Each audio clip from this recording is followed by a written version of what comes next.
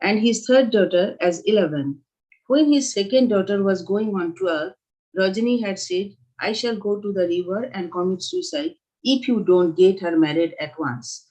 In the Vedic system, there was no courtship, nor was the couple allowed to live together during the first years of their marriage.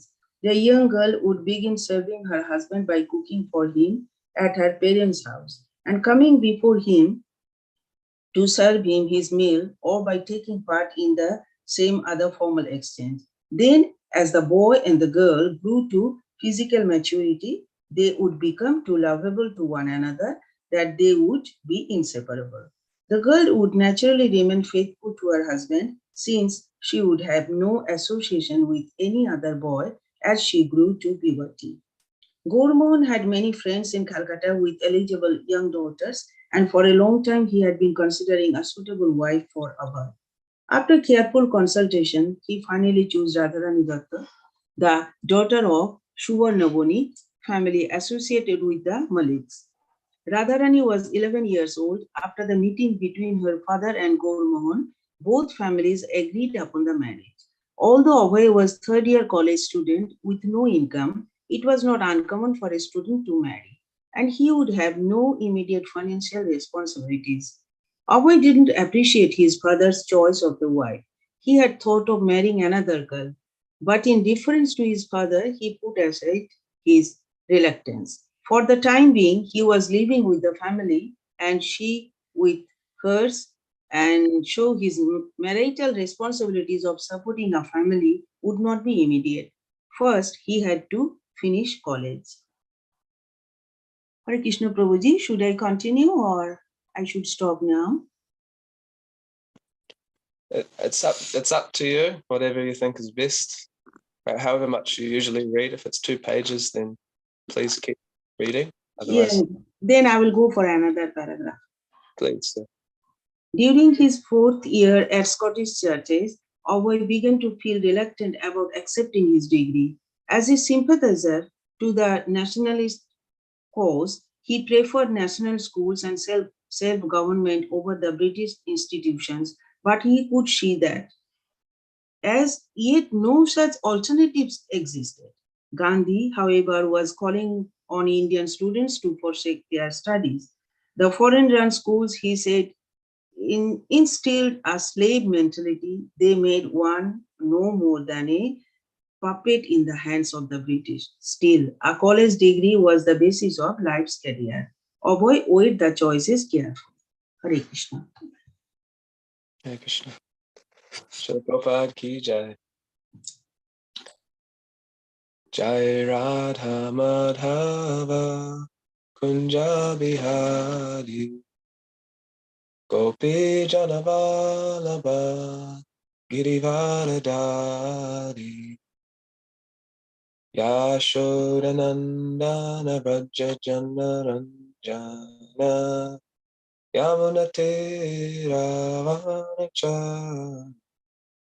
Jai Radha Madhava Kunja Bihari Hare Krishna, Krishna Krishna, Hare Hare, Hare Rama, Rama Rama, Hare Hare. Jaya Radha, Giridhari Radha, Giridhari Shri Radhe. Prabhupada, Prabhupada, Prabhupada, Jai Prabhupada. Okay, so today I've been asked to read from Srimad Bhagavatam, covering 2 texts and 2 purports. So starting from Canto 4, Chapter 17, and it's text number 6 and 7, which are together, and then moving on to text number 8. So I'll read this out loud. Yachchanyad api Krishnasya Bhavan Bhagavata Prabhu Shrava Shusha Vasa Punyam Purvadeha Kathashayam Yuktaya me Nuraktaya Tava Chadhok Shajhasyacha Bhaktum Arhasya Dhuyad Bhanya Rupena Kamimam. Translation. Prithu Maharaj was a powerful incarnation of Lord Krishna's potencies. Consequently, any narration concerning his activities is surely very pleasing to hear, and it produces all good fortune. As far as I am concerned, I am always your devotee, as well as a devotee of the Lord, who is known as Adhokshaja. Please therefore narrate all the stories of King Prithu, who in the form of the son of King Vena milked the cow-shaped earth. Report. Lord Krishna is known as Avatari, which means one from whom all incarnations emanate. In Bhagavad Gita 10.8, Krishna says, Aham savasya prabhavo matar savam pravartate. I am the source of all spiritual and material worlds. Everything emanates from me. Thus, Lord Krishna is the origin of everyone's appearance. As far as this material world is concerned, Lord Brahma, Lord Vishnu, and Lord Shiva are all emanations from Krishna. These three incarnations of Krishna are called guna avatars.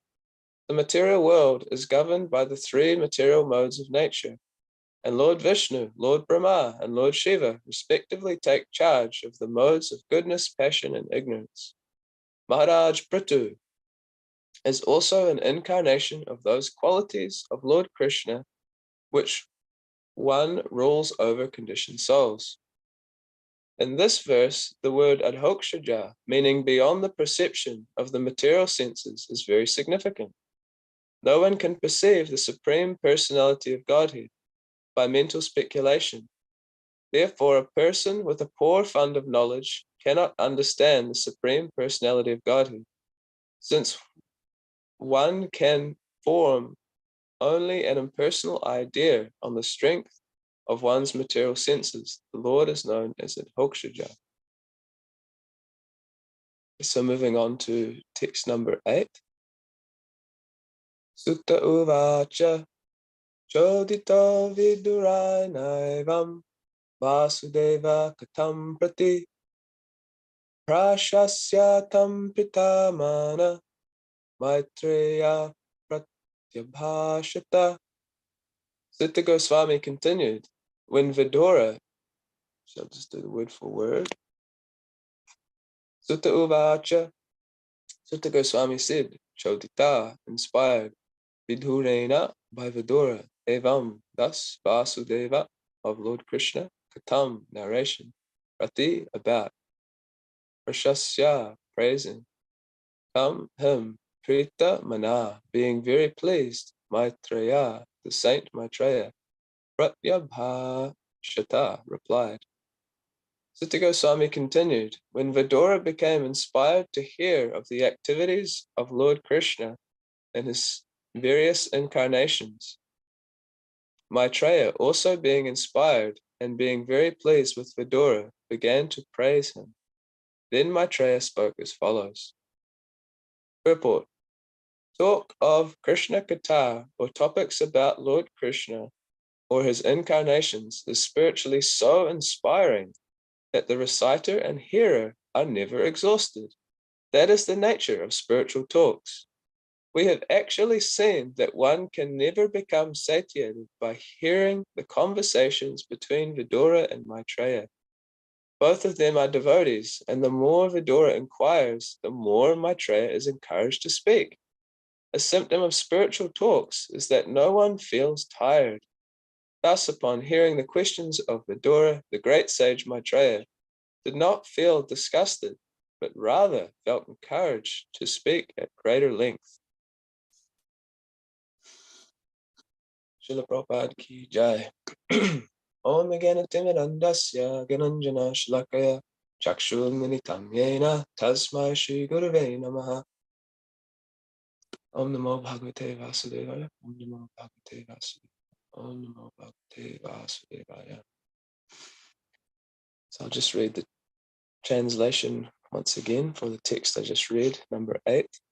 Sutta Goswami continued, when Vidura became inspired to hear of the activities of Lord Krishna and his various incarnations, Maitreya also being inspired and being very pleased with Vidura, began to praise him. Then Maitreya spoke as follows. So this is a very nice topic to speak on.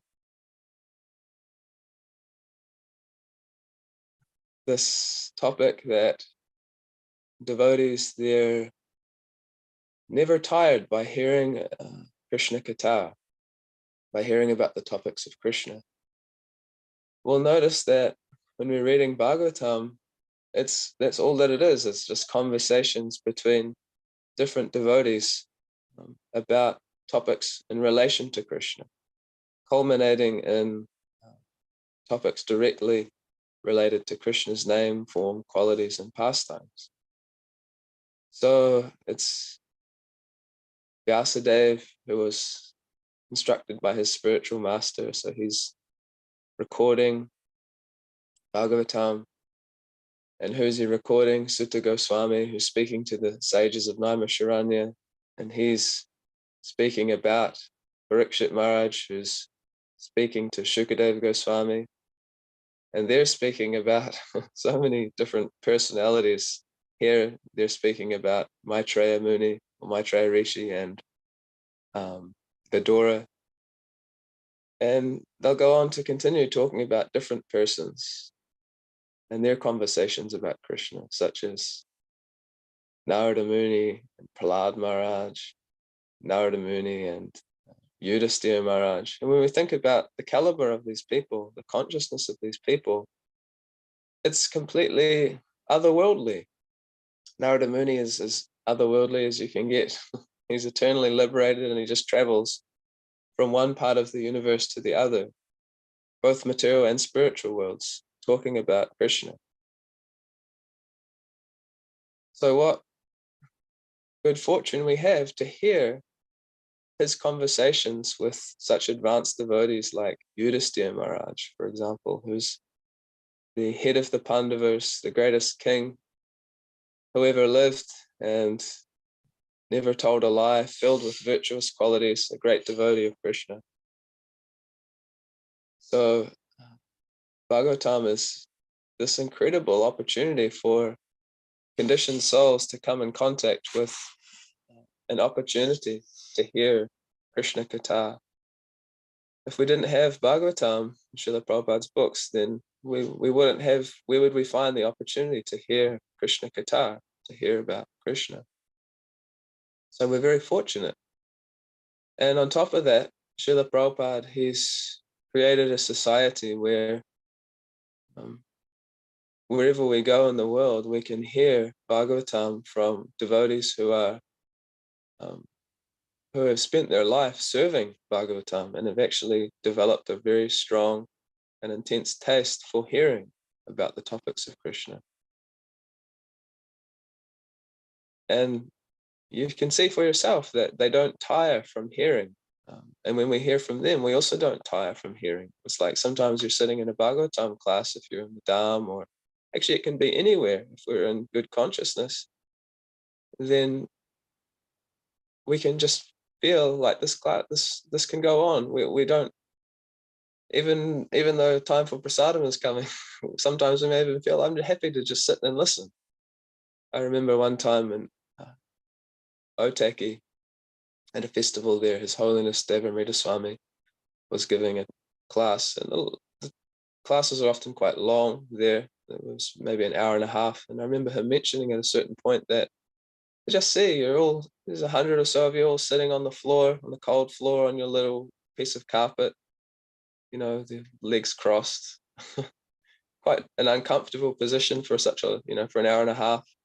But you're all just satisfied. You're all peaceful. No one's, paying you to be here. In fact, you're actually having to pay to be here at the festival for accommodation and things.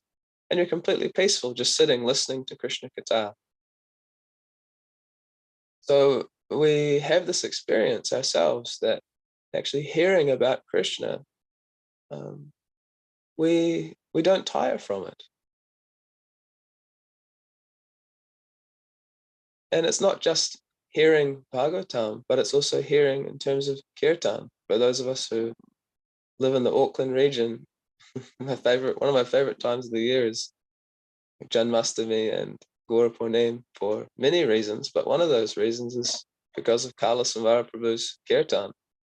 You see, he's a 70-year-old man, an elderly body, but when he starts chanting on these auspicious days, then he becomes this almost playful youth who doesn't seem to have any limit to how long he can go for in terms of chanting the Mahamantra. And he gives everyone else in the whole temple room such a taste for hearing Krishna's names. And similarly, so many devotees actually we can experience.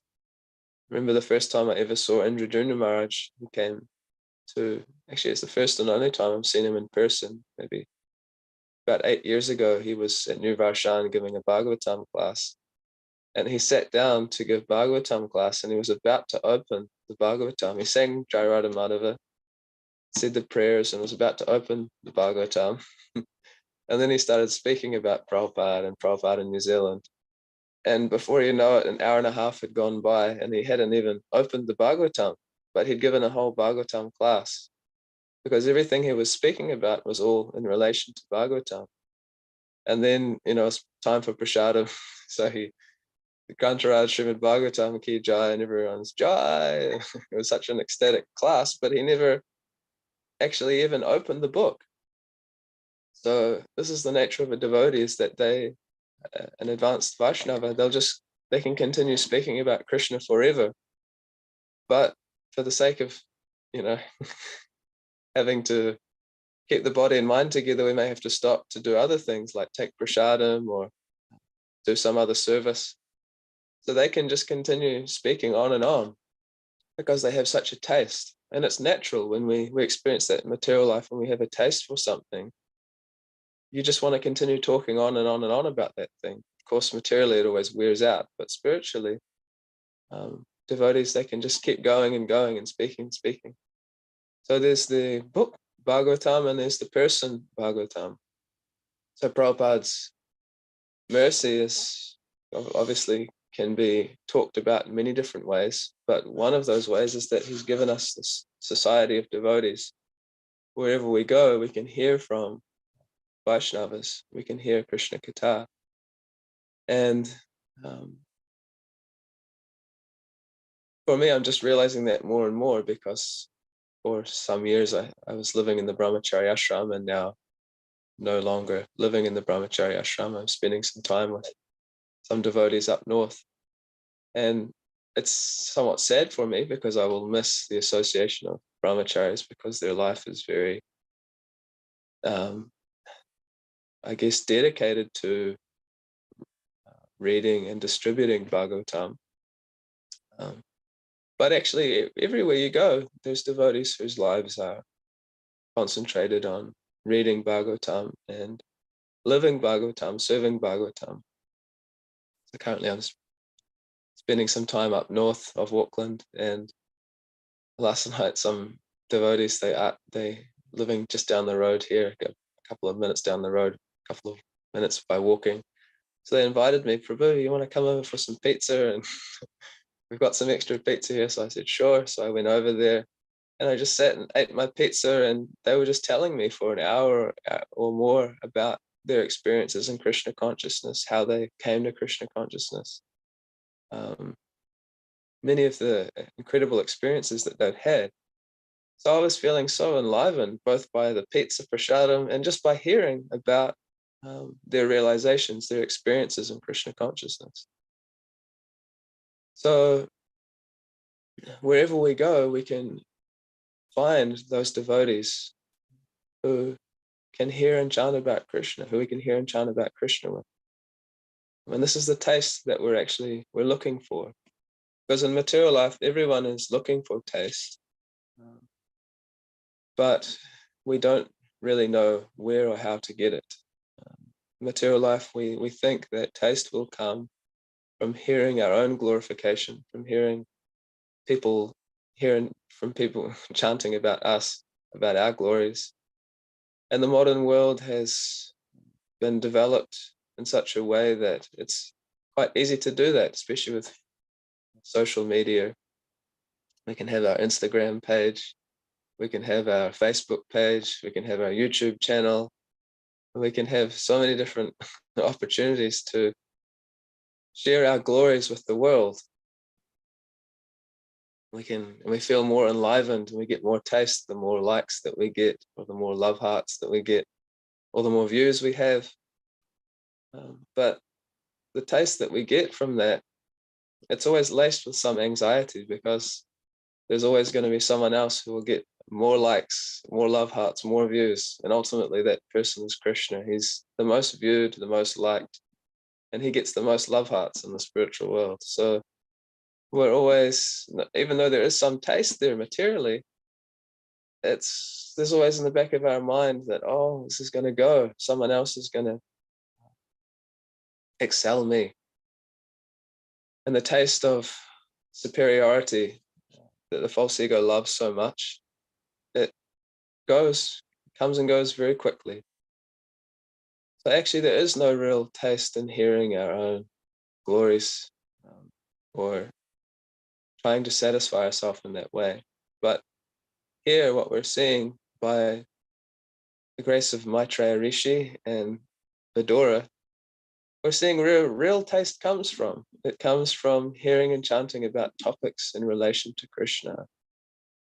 So Vidura, as we know, he left the kingdom where he was very well situated and very nice palace, being the brother of Dhritarashtra, the reigning king at the time. But we know he left out of disgust for his brother's behavior towards the Pandavas. So he went on pilgrimage, traveling all over India, and now he's arrived at the ashram of Maitreya Muni, and he's there wanting to hear all of these different topics.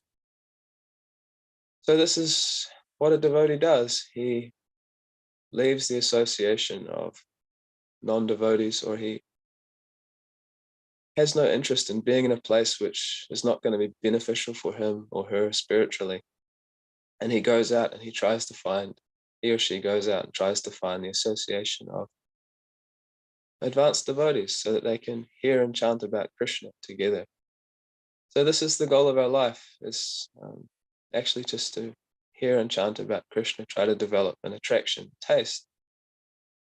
As it's explained in Bhagavad Gita, Machita Madgata Prana Bharyanta Parashparam Tha Gatayantaschamam Nicham Tushanti Cha Ramanti Cha. So Krishna explains that the thoughts of my pure devotees, they dwell in me. Their lives are fully devoted to my service, and they derive great satisfaction and bliss from always enlightening one another about me. So this is our goal, how to be taking steps towards becoming more and more purified, becoming pure devotee who just likes to converse with others and enlighten others and be enlightened by others by having discussions and topics about Krishna. So this is our goal.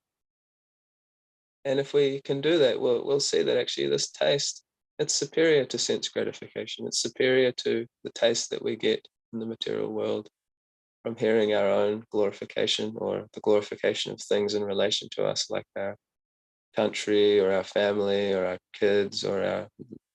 Of course, there is a natural human side to us that, we can dovetail that. Of course, it's nice to hear, if we have kids and they've become wonderful devotees and we hear the glories of our children, then that's a very nice way to dovetail that propensity.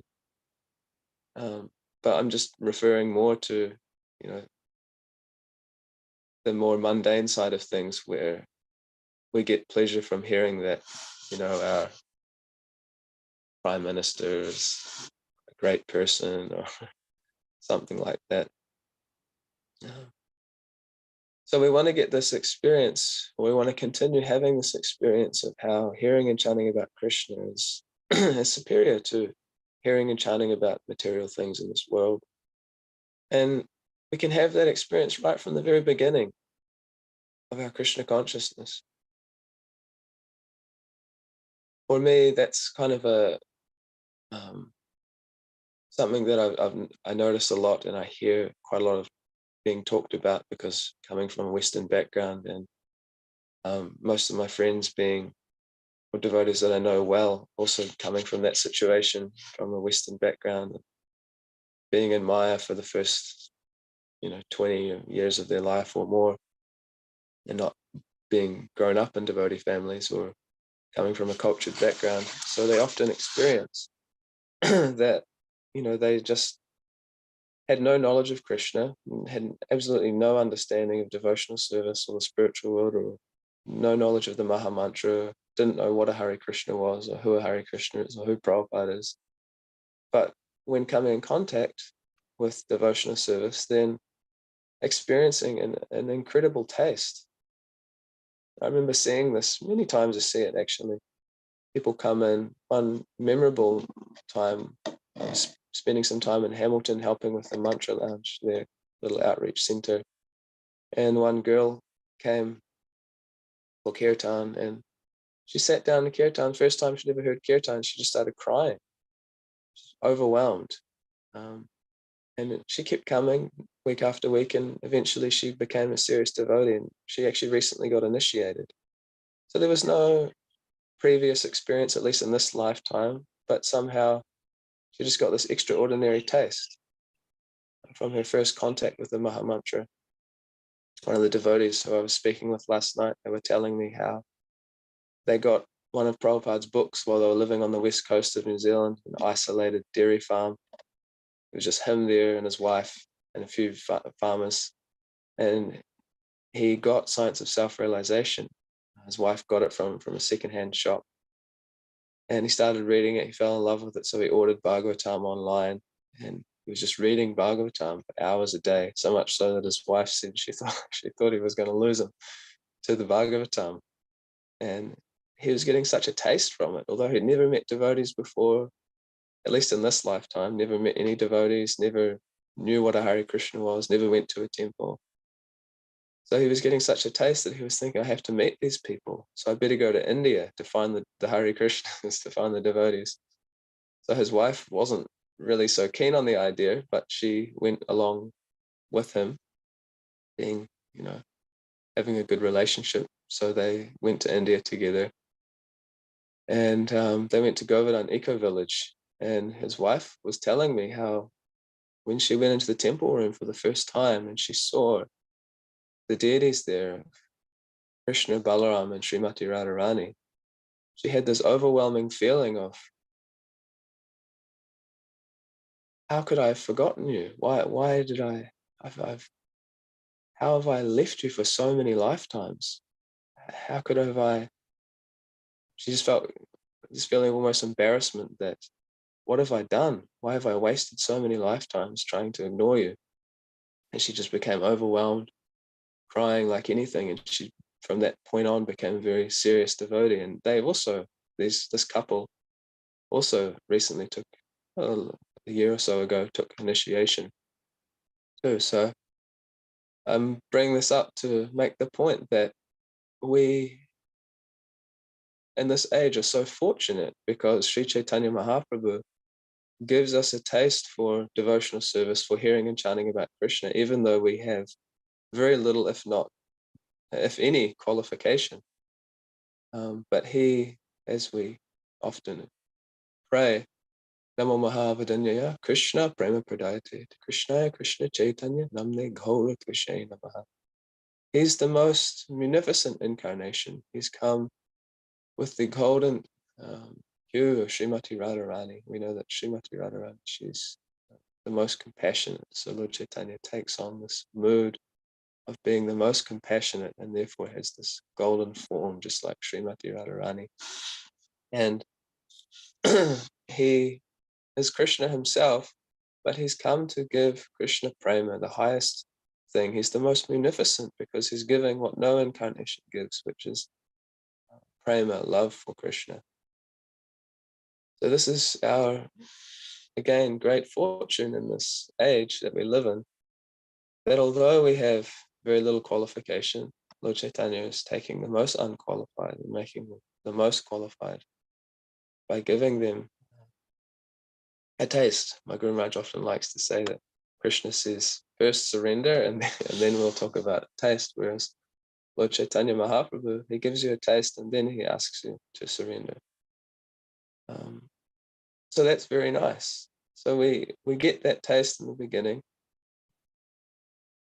and we want to try to hold on to it, and we want to try to increase it. So we see not only does that happen in our life, but also in when we read Chaitanya Charitamrita, Mahaprabhu's pastimes. When he goes to South India, for example, it's described that, when he's out on Sankirtan, when he's dancing and chanting, and people see him for the first time, the men come out of their house, and then the women and the children come out, and they see his form, which is like molten gold.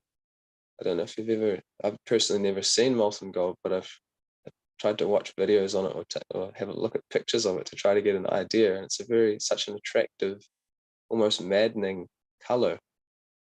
And so his form is like molten gold, and it's dressed in beautiful saffron cloth. So they would see his form and hear the chanting, and they would become, it's said that they would feel as though they were floating in the ocean of love of God, and they would also begin dancing and chanting. And at that time, Lord Nityananda, he predicted that this dancing and chanting will spread all over the world.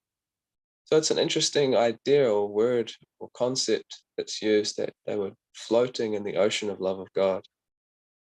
I don't know if you've ever gone swimming in the ocean, and if it's calm enough, you can float, you can lie on your back. If you breathe in a deep breath, then you'll just be able to lie there without moving and float in the ocean.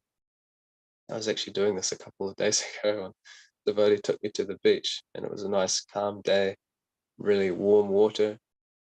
Quite a contrast to swimming at, for example, a beach in Auckland, Piha. If you go there, it's just outrageous. The waves are huge, and it's notorious for sucking people out, because the tide is so strong. The waves are so big that when you go under, you come up, the waves will pull you back out into the ocean. So often people drown there. So it's quite a contrast to be floating on your back peacefully in the ocean, to having to swim at a place like Piha, where it's a struggle. So material life is like that. It's like swimming at Piha Beach. It's a real struggle. The waves are huge, and they're always crashing down on you, and there's no break in between the waves. So material life is like that. You have so many material desires which are constantly battering you, and there's no break. There's that famous prayer, Kamari Nam Katida Palita Durnadeshas, where it's described that these, how does it go? My dear Lord, there is no limit to the unwanted order of lusty desires. Although I have rendered them so much service, they have not shown any mercy to me. So material life is like that. We're being ordered around by so many material desires that are not showing us any mercy. And it's a struggle having to try to fulfill them. But for the devotee, when he or she experiences Lord Chaitanya's mercy, there's almost a sense of weightlessness. You feel like, oh, finally, I've become relieved of all of these artificial anxieties, all of these artificial desires. And you feel a sense of weightlessness, that, oh, I don't actually have to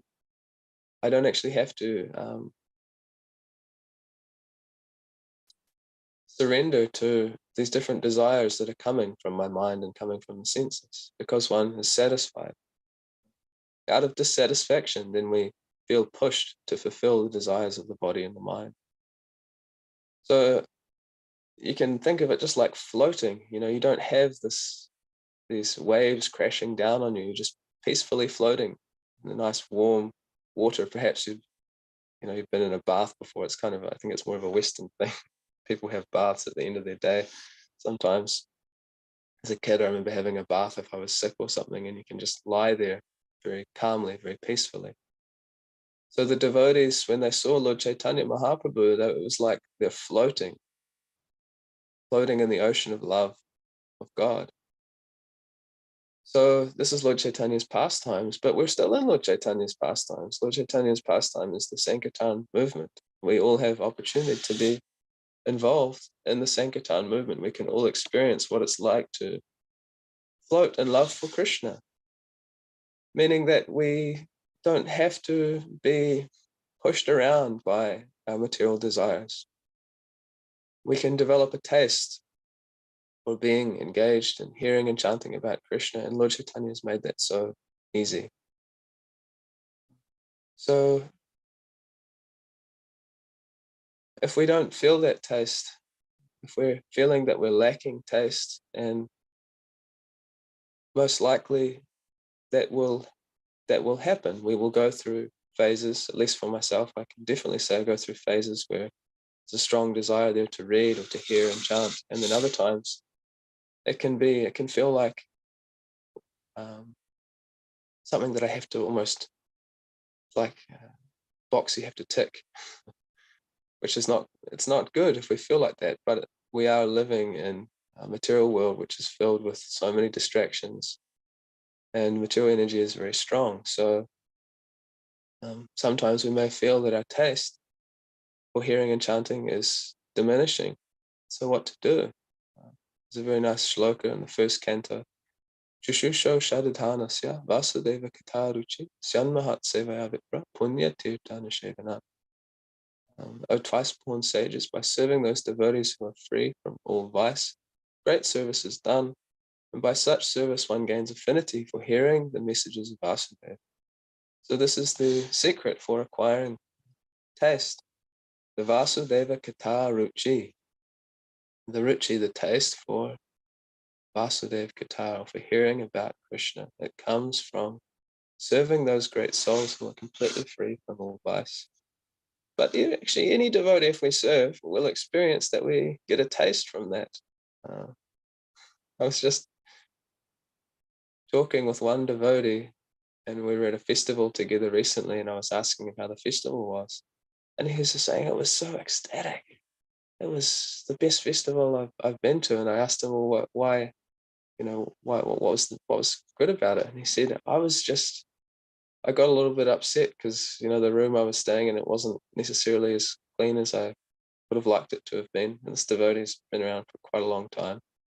And he was sharing a room or space with devotees who hadn't been around that long. And so naturally, he has a very Brahminical standard. And so he said, instead of saying anything, I just decided I'm just going to serve the devotees. So he was cleaning the floor, and picking up clothes after devotees and keeping everything nice and tidy. And he's probably 30 years senior to all these devotees, but he was just serving them. And he said it just made my whole experience of the festival, so much greater. And what is the festival? The festival is all about Krishna Katha, just hearing about Krishna, being in the kirtan, hearing the holy names, being in Bhagavatam class, hearing about Bhagavatam, taking lunch prasadam with the devotees and discussing topics related to Krishna. So everything becomes amplified when we serve Vaishnavas, even the newest devotee. If we serve them with the consciousness that this person is a devotee of Krishna, then Krishna is very pleased with that, and he reciprocates by giving us more and more of a taste. Of course, we do read in Nectar of Instruction that there's different ways in which we should associate. We should offer respect to those who have undergone diksha. We should friendship with those who are equals, and we should faithfully serve those who are free from the propensity to criticize. So to the degree that we can serve great souls, then to that degree our taste in hearing about Krishna will increase. So that's, of course, we want to serve all devotees, but if we get the chance, we should take that opportunity to serve those very advanced souls. Actually, I still remember the Bhagavatam class that Indradyumna Maharaj gave.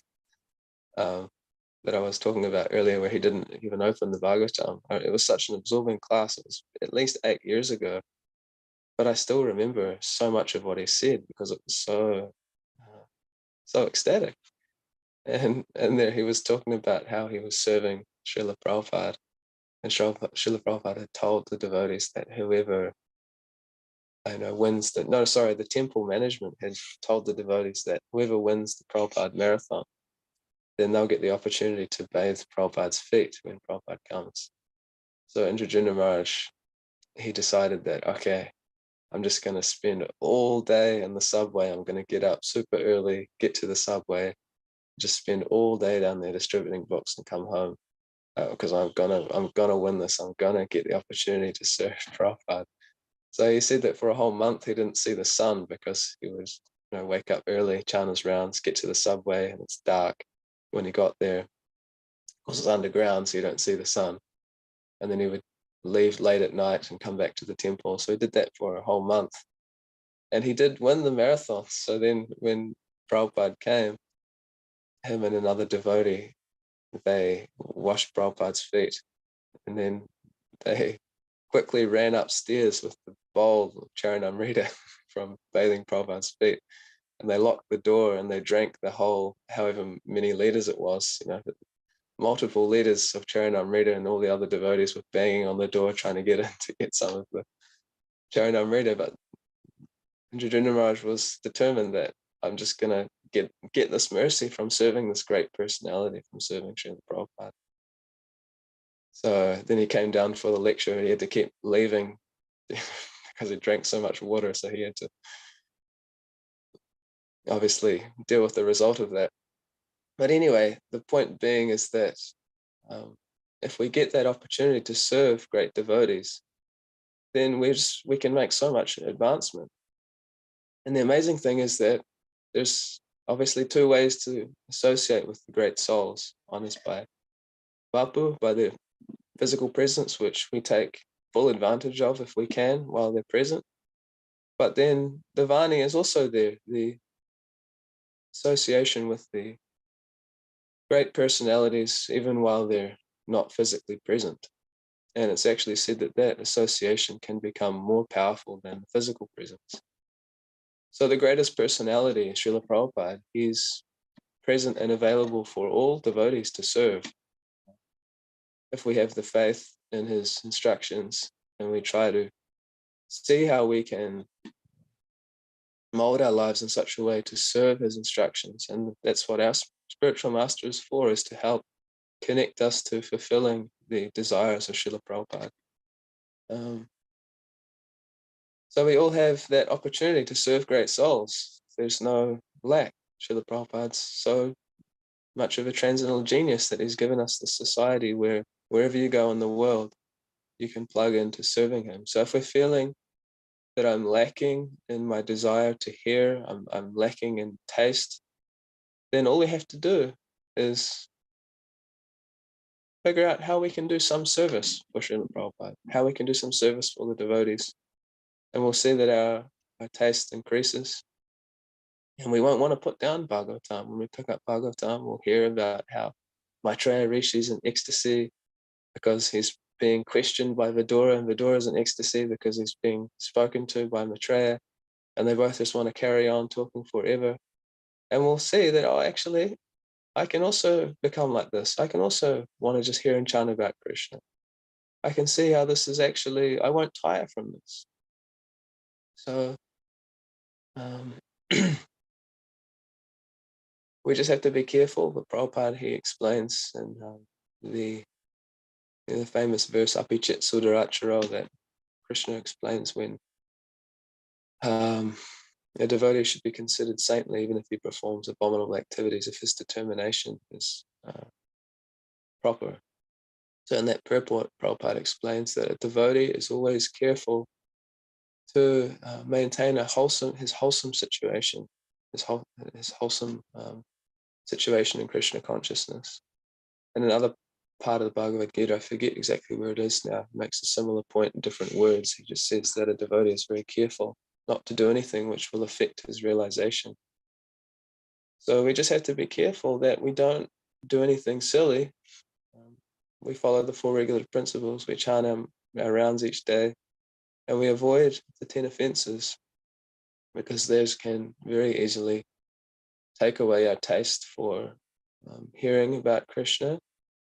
And when that happens, then we'll lose taste for associating with devotees. And when we're by ourselves and we're out of the association of devotees, then it's a very dangerous situation. So we always want to keep that in mind, that we want to live and practice Krishna consciousness in the association of devotees where we're safe. And we want to always serve them so that we don't run the risk of offending them. Or if we do offend them, then we have to be humble like Vasa Muni, go before them, offer our obeisances, beg for forgiveness, so that we can continue hearing, as we quoted earlier from Bhagavad Gita, that the thoughts of my pure devotees, they dwell in me, their lives are devoted to my service, and they derive great satisfaction and bliss from always enlightening one another about me. So we just want to be in that situation. We can always be enlightening one another about Krishna. So I'll stop there and ask if there's any corrections or comments or anything anyone would like to add. Thank you for your attention and opportunity to hear and chant about Krishna together.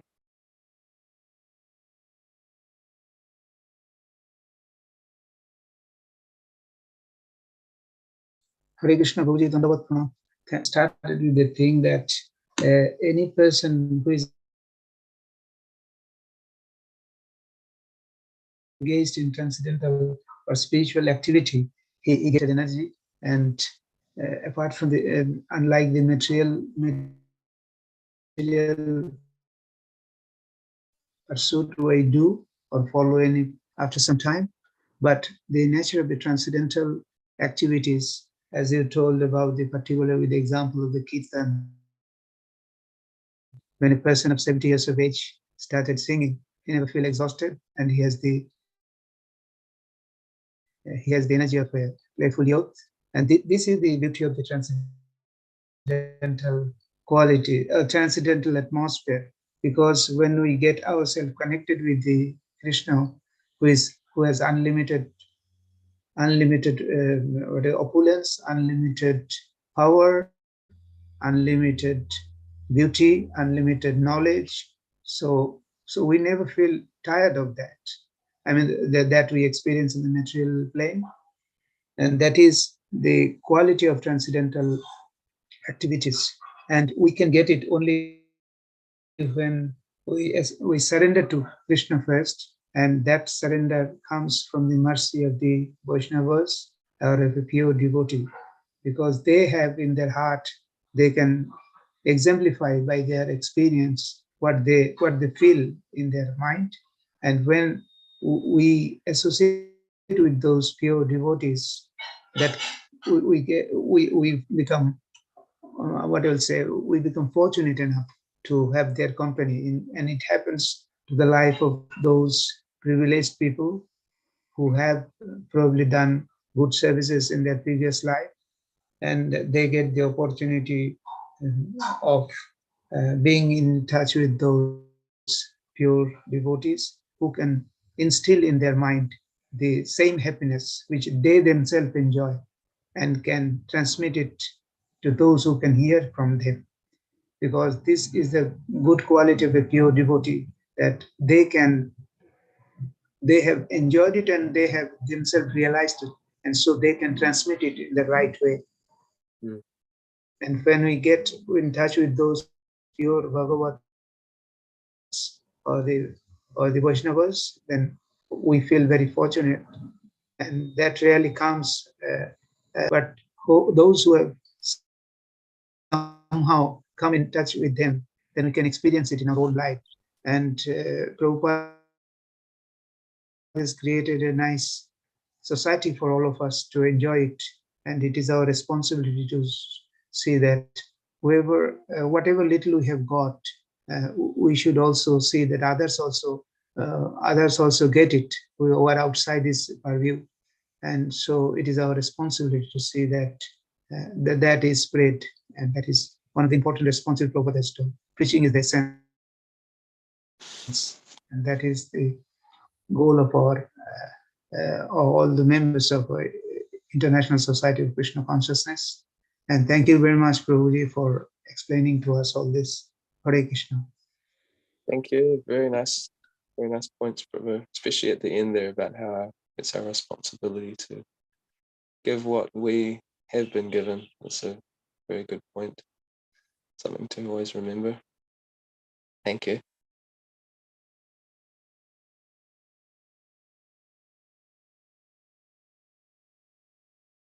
Okay, should we finish there?